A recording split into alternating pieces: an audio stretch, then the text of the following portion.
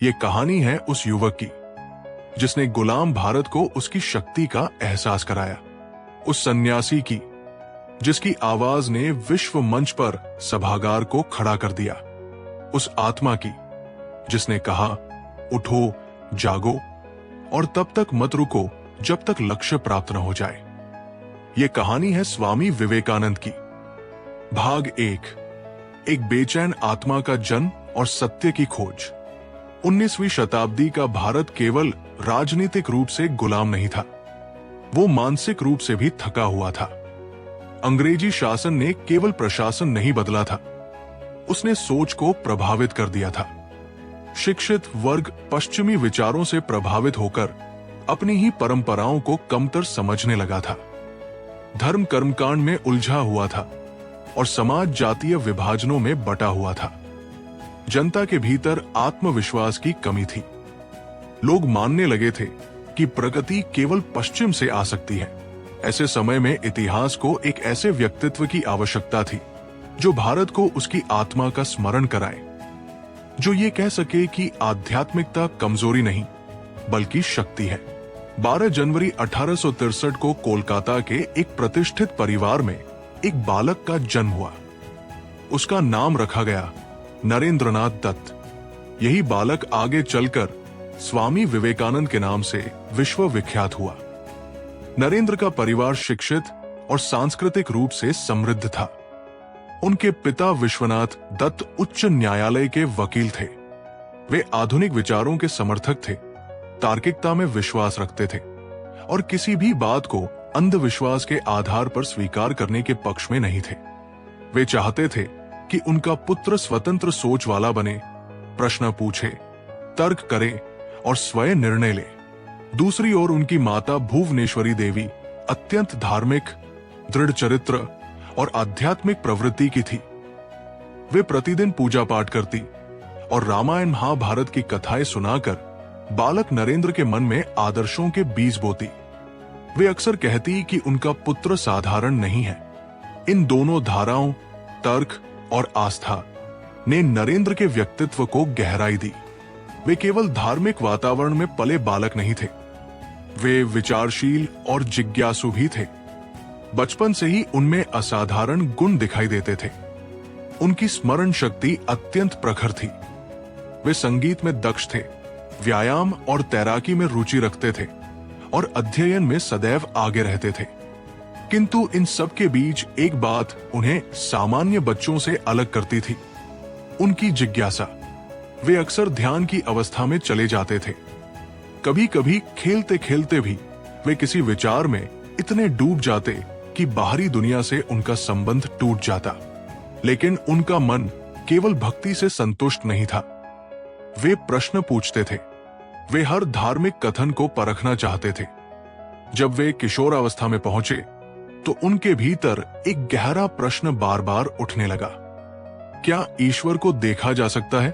यह प्रश्न केवल धार्मिक आस्था का नहीं था, यह सत्य की खोज थी। वे केवल मानना नहीं चाहते थे, वे जानना चाहते थे। कॉलेज के दिनों में नरेंद्र ने पाश्चात्य दर्शन, इतिहास और विज्ञान का गंभीर अध्ययन किया। वे स्कॉटिश चर्च कॉलेज में पढ़ते थे और वहां उन्हें पश्चिमी विचारधाराओं से परिचित होने का अवसर मिला। John Stuart Mill, Herbert Spencer और अन्य दार्शनिकों के विचारों ने उनके मन पर प्रभाव डाला। उनकी सोच तार्किक होती गई।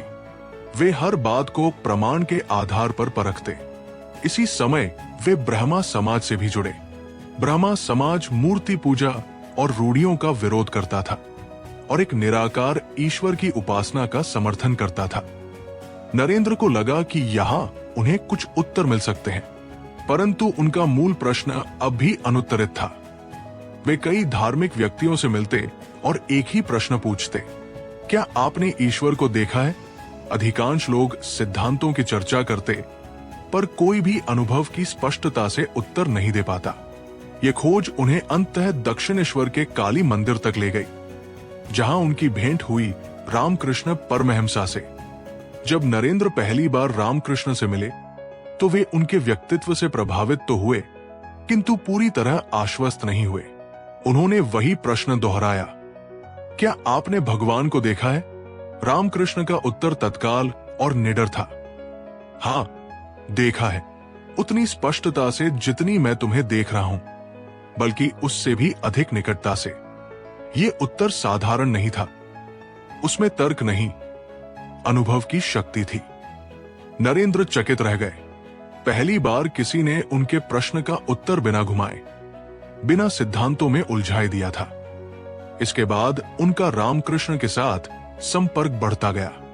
प्रारंभ में वे संदेह करते रहे, पर धीरे धीरे उन्होंने महसूस किया कि उनके सामने खड़ा व्यक्ति केवल उपदेशक नहीं है, वो आध्यात्मिक अनुभूति का जीवंत उदाहरण है।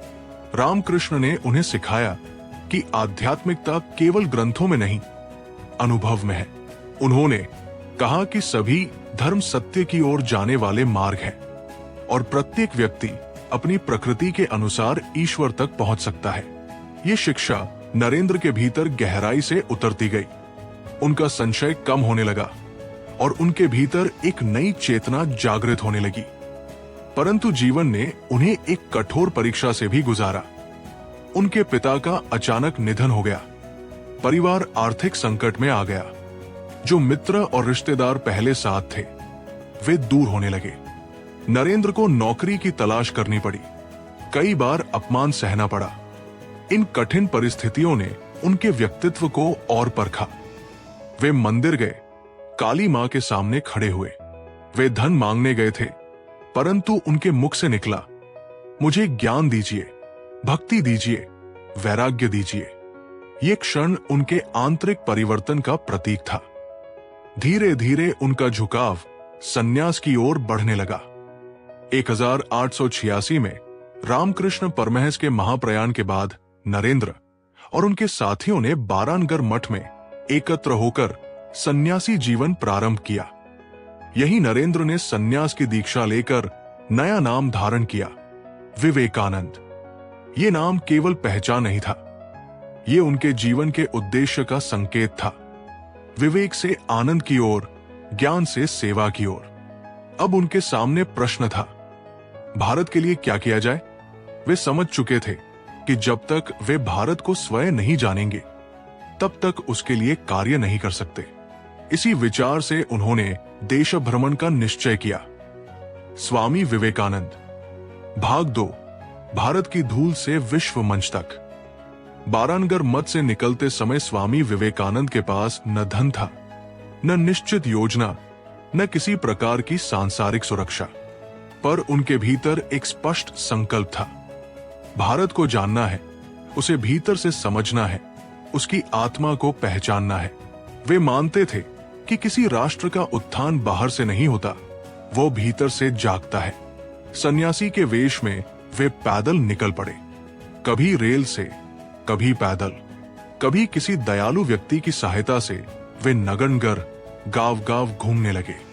वे केवल तीर्थयात्री नहीं थे, वे एक निरीक्षक थे, एक चिंतक थे, एक साधक थे जो भारत को उसकी वास्तविकता में देखना चाहते थे।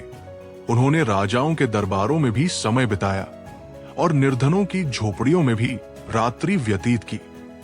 उन्हें राजसी आतिथ्य भी मिला और भूख की पीड़ा भी सहनी पड़ी। इन अनुभवों ने उनके भीतर गहरी समझ पैदा की। उन्हें स्पष्ट दिखाई देने लगा कि भारत की समस्या केवल आर्थिक नहीं है, उसकी जड़ में आत्मविश्वास की कमी है। जनता स्वयं को दुर्बल मान बैठी है। शिक्षित वर्ग पश्चिम की नकल में अपनी जड़ों से कटता जा रहा है और सामान्य जन अज्ञान तथा गरीबी से जूझ रहा है। राजस्थान में वे कई राजाओं से मिले।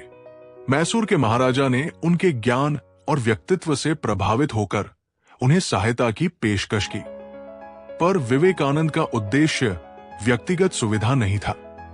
वे हर स्थान पर एक ही प्रश्न पर विचार करते, इस देश की ऊर्जा को कैसे जगाया जाए। उनकी यात्रा उन्हें दक्षिण भारत तक ले आई। अंततः वे भारत के अंतिम छोर कन्याकुमारी पहुंचे। वहां समुद्र के मध्य स्थित चट्टान पर बैठकर उन्होंने कई घंटों तक, बल्कि कहा जाता है कि कई दिनों तक ध्यान किया। उस ध्यान में उन्होंने भारत के अतीत, वर्तमान और संभावित भविष्य को एक साथ देखा। उन्होंने अनुभव किया कि ये देश केवल भौगोलिक इकाई नहीं है, ये एक सांस्कृतिक चेतना है, एक आध्यात्मिक परंपरा है जिसने सदियों तक मानवता को मार्गदर्शन दिया है। उन्हें यह भी स्पष्ट हुआ कि भारत का उत्थान केवल आध्यात्मिक उपदेशों से नहीं होगा, उसे शिक्षा चाहिए, संगठन चाहिए और ऐसी ऊर्जा चाहिए जो युवाओं को कर्म के लिए प्रेरित करे। उन्होंने निश्चय किया कि वे भारत की आध्यात्मिक संपदा को विश्व के सामने रखेंगे और साथ ही विश्व से विज्ञान और संगठन की शक्ति ग्रहण कर भारत को सशक्त बनाएंगे। इसी बीच उन्हें समाचार मिला कि अमेरिका के शिकागो नगर में विश्व धर्म संसद आयोजित होने जा रही है। ये अवसर था जहां विभिन्न धर्मों के प्रतिनिधि अपने अपने विचार प्रस्तुत करने वाले थे। कुछ लोगों ने सुझाव दिया कि उन्हें वहां जाना चाहिए और भारत की ओर से प्रतिनिधित्व करना चाहिए। प्रारंभ में संसाधनों की कमी एक बाधा थी, पर कई शुभचिंतकों की सहायता से उनकी यात्रा संभव हुई। 1893 में वे समुद्री मार्ग से अमेरिका के लिए रवाना हुए। ये यात्रा आसान नहीं थी। वे एक ऐसे देश में जा रहे थे जहां संस्कृति, भाषा और जीवन शैली सब भिन्न थे। प्रारंभ में उन्हें अनेक कठिनाइयों का सामना करना पड़ा। शिकागो पहुंचने पर उन्हें पता चला कि धर्म संसद में भाग लेने के लिए औपचारिक अनुशंसा पत्र आवश्यक है। कुछ समय तक वे असमंजस की स्थिति में रहे। बाद में हार्वर्ड विश्वविद्यालय के प्रोफेसर जॉन हेनरी राइट ने उनके ज्ञान से प्रभावित होकर उनका समर्थन किया और कहा कि ऐसे विद्वान को प्रतिनिधित्व से वंचित करना उचित नहीं होगा। 11 सितंबर 1893 का दिन इतिहास में अमर हो गया। विश्व धर्म संसद के मंच पर जब वे खड़े हुए तो वे केवल एक व्यक्ति नहीं थे, वे भारत की सांस्कृतिक परंपरा के प्रतिनिधि थे। उन्होंने अपना संबोधन sisters and brothers of America शब्दों से आरंभ किया। इन शब्दों में औपचारिकता नहीं थी, उनमें आत्मीयता थी। सभागार में उपस्थित लोगों ने जिस उत्साह से उनका स्वागत किया, वो उनके व्यक्तित्व और वाणी की शक्ति का प्रमाण था। उन्होंने अपने भाषण में भारत की सहिष्णुता, वेदांत के सिद्धांत और धार्मिक समन्वय की भावना को स्पष्ट किया। उन्होंने कहा कि हम केवल सहिष्णुता में विश्वास नहीं करते, बल्कि सभी धर्मों को सत्य के रूप में स्वीकार करते हैं। उन्होंने कट्टरता और संकीर्णता को मानवता के लिए घातक बताया। उनके शब्दों में तर्क था, पर उससे अधिक था अनुभव और आत्मविश्वास। उनका भाषण केवल एक धार्मिक वक्तव्य नहीं था, वो सांस्कृतिक आत्मगौरव की पुनर्स्थापना थी। जिस भारत को लंबे समय से पश्चिम में रहस्यवादी और पिछड़ा समझा जाता था, उसी भारत का एक सन्यासी विश्व मंच पर खड़ा होकर दार्शनिक गहराई और बौद्धिक स्पष्टता के साथ बोल रहा था। धर्म संसद के बाद वे अमेरिका और यूरोप के विभिन्न नगरों में व्याख्यान देने लगे। उन्होंने वेदांत और योग के सिद्धांतों को आधुनिक भाषा में समझाया। उन्होंने ये स्पष्ट किया कि आध्यात्मिकता किसी विशेष मत या पंथ की संपत्ति नहीं है, ये मानव चेतना की सार्वभौमिक खोज है। उनके व्याख्यानों में केवल धर्म नहीं, बल्कि आत्मबल, चरित्र निर्माण और मानव सेवा की प्रेरणा भी होती थी। पश्चिम में रहते हुए भी उनका मन भारत में ही लगा रहता था।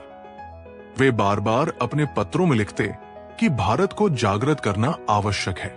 वे मानते थे कि जब तक जनता शिक्षित और आत्मनिर्भर नहीं बनेगी, तब तक स्वतंत्रता का वास्तविक अर्थ अधूरा रहेगा। कुछ वर्षों बाद वे भारत लौटे। उनका स्वागत नायक की भांति हुआ, पर उनके लिए ये सम्मान अंतिम लक्ष्य नहीं था। वे जानते थे कि वास्तविक कार्य अभी शेष है। उन्होंने अपने गुरु की स्मृति में 1897 में रामकृष्ण मिशन की स्थापना की। इस संस्था का उद्देश्य आध्यात्मिक साधना और सामाजिक सेवा का समन्वय था। उनके अनुसार यदि धर्म मनुष्य को दुर्बल बनाता है तो वो धर्म नहीं है। सच्चा धर्म मनुष्य को शक्तिशाली और करुणामय बनाता है। उन्होंने युवाओं को संबोधित करते हुए कहा कि शक्ति ही जीवन है और दुर्बलता मृत्यु। उनका विश्वास था कि भारत का भविष्य उसके युवाओं पर निर्भर है। वे चाहते थे कि युवा अपने भीतर की शक्ति को पहचाने और राष्ट्र निर्माण में योगदान दे। इस प्रकार बारानगर मठ से आरंभ हुई यात्रा कन्याकुमारी की चट्टान से होती हुई शिकागो के विश्व मंच तक पहुंची और वहां से पुनः भारत लौटकर संगठन और सेवा के रूप में प्रकट हुई। ये यात्रा केवल भौगोलिक नहीं थी, ये चेतना की यात्रा थी, व्यक्तिगत साधना से सार्वभौमिक संदेश तक। स्वामी विवेकानंद, भाग 3, संगठन, राष्ट्र चेतना और अंतिम साधना। अमेरिका और यूरोप की यात्रा से लौटते समय स्वामी विवेकानंद केवल एक प्रसिद्ध वक्ता के रूप में भारत नहीं आए थे। वे एक ऐसे चिंतक के रूप में लौटे थे जिनकी दृष्टि और भी व्यापक हो चुकी थी। पश्चिम ने उन्हें सराहा था, पर उस सम्मान ने उनके भीतर अहंकार नहीं, बल्कि दायित्व की भावना को और प्रबल किया। उन्हें स्पष्ट दिख रहा था कि यदि भारत को जगाना है तो केवल भाषण पर्याप्त नहीं होंगे। संगठन, शिक्षा और सेवा का ठोस कार्य आरंभ करना होगा। भारत लौटने पर उनका स्वागत अनेक नगरों में हुआ। लोग उन्हें देखने, सुनने और उनके विचारों से प्रेरणा लेने के लिए उमड़ पड़े। किंतु उनके भाषणों में केवल उत्साह नहीं था, एक स्पष्ट दिशा भी थी। वे कहते थे कि हमें अपने अतीत पर गर्व करना चाहिए, परंतु अतीत में जीना नहीं चाहिए। उन्होंने बार बार कहा कि यदि राष्ट्र को मजबूत बनाना है तो जनता को शिक्षित करना होगा, और शिक्षा केवल पुस्तकीय न होकर जीवनोपयोगी होनी चाहिए। इसी दृष्टि से 1897 में उन्होंने रामकृष्ण मिशन की स्थापना की। यह संस्था केवल एक धार्मिक संगठन नहीं थी, इसका उद्देश्य था आध्यात्मिक साधना और सामाजिक सेवा का समन्वय। उनके अनुसार यदि धर्म मनुष्य को समाज से काट दे तो वो अधूरा है। सच्चा धर्म वही है जो मनुष्य को मानवता के लिए समर्पित करे। इस मिशन के माध्यम से विद्यालय, चिकित्सालय और राहत कार्य आरंभ किए गए। प्राकृतिक आपदाओं के समय सहायता पहुंचाई गई। सेवा को साधना का रूप दिया गया। विवेकानंद की दृष्टि में राष्ट्र निर्माण का आधार चरित्र था। वे कहते थे कि शिक्षा का उद्देश्य केवल जानकारी देना नहीं, बल्कि व्यक्तित्व का निर्माण करना है। उनका विश्वास था कि प्रत्येक आत्मा में अनंत शक्ति निहित है और शिक्षा का कार्य उस शक्ति को अभी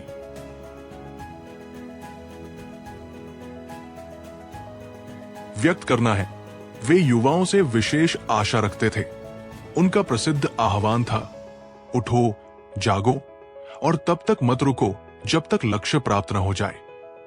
ये वाक्य केवल प्रेरक नारा नहीं था, ये उनके जीवन का सार था। उन्होंने भारत के विभिन्न भागों में यात्राएं जारी रखी और अनेक भाषण दिए। वे बार बार इस बात पर बल देते थे कि भारत की आत्मा आध्यात्मिक है, परंतु आध्यात्मिकता का अर्थ पलायन नहीं है। उन्होंने कर्मयोग की शिक्षा दी। कार्य करते हुए भी आत्मबोध संभव है। उनके अनुसार दूसरों की सेवा करना ही ईश्वर की सेवा है। उन्होंने गरीबों और वंचितों को दरिद्र नारायण कहा, ये संकेत देते हुए कि ईश्वर की उपासना केवल मंदिरों में नहीं, बल्कि पीड़ित मानवता की सहायता में है। उनके विचारों का प्रभाव दूरगामी हुआ। अनेक युवा उनके संपर्क में आए और राष्ट्र के लिए समर्पित जीवन का संकल्प लिया। बाद के वर्षों में स्वतंत्रता आंदोलन के अनेक नेताओं ने स्वीकार किया कि विवेकानंद के लेखन और भाषणों ने उन्हें प्रेरित किया। सुभाष चंद्र बोस ने उन्हें आधुनिक भारत का निर्माता कहा और महात्मा गांधी ने भी माना कि उनके साहित्य से उन्हें आत्मबल प्राप्त हुआ। यद्यपि विवेकानंद सीधे राजनीतिक आंदोलन में सक्रिय नहीं थे, पर उनका राष्ट्रवाद आध्यात्मिक और सांस्कृतिक आधार पर टिका था। उन्होंने आत्मसम्मान जगाया और आत्मसम्मान ही स्वतंत्रता की पहली शर्त है। अपने अंतिम वर्षों में उनका स्वास्थ्य धीरे धीरे कमजोर होने लगा। लगातार यात्राएं, कठोर परिश्रम और मानसिक तनाव का प्रभाव उनके शरीर पर पड़ने लगा था। फिर भी उन्होंने कार्य करना नहीं छोड़ा। वे बेलूर मठ में रहते हुए शिष्यों को शिक्षित करते, लेखन करते और संगठन को दिशा देते रहे। बेलूर मठ, जो आगे चलकर रामकृष्ण मिशन का मुख्यालय बना, केवल एक आश्रम नहीं था, वो एक विचार का केंद्र था, जहां आध्यात्म और सेवा का संतुलन साधा जाता था। उनके भीतर एक आंतरिक शांति दिखाई देने लगी थी, मानो वे अपने कार्य की पूर्णता का अनुभव कर रहे हों। उन्होंने कई बार संकेत दिया था कि उनका जीवन लंबा नहीं होगा। 4 जुलाई 1902 को उन्होंने ध्यानावस्था में शरीर त्याग दिया। उनकी आयु मात्र 39 वर्ष थी। ये आयु भले ही कम प्रतीत हो, पर उनके कार्य की गहराई और प्रभाव की व्यापकता ने समय की सीमा को पार कर लिया। उनकी मृत्यु के बाद भी उनके विचार जीवित रहे। रामकृष्ण मिशन निरंतर सेवा और शिक्षा के कार्यों में लगा रहा। उनके लेखन वेदांत, योग, कर्मयोग और राजयोग पर आधारित आज भी अध्ययन का विषय है। उनका जीवन इस बात का प्रमाण है कि आध्यात्मिकता और कर्म दोनों का समन्वय संभव है। वे सन्यासी होते हुए भी समाज से दूर नहीं हुए।